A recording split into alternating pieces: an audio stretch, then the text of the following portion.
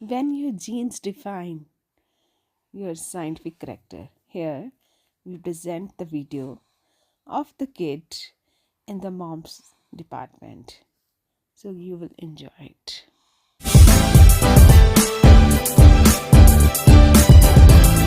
Here they discuss about indicator theory, the small experiment like when we add indicator to any acid or base, why there is a color change. They performed this small experiment and have insight about it. As I already share one of my video, in that I told you, like in the tender age, if they want to explore anything, let them.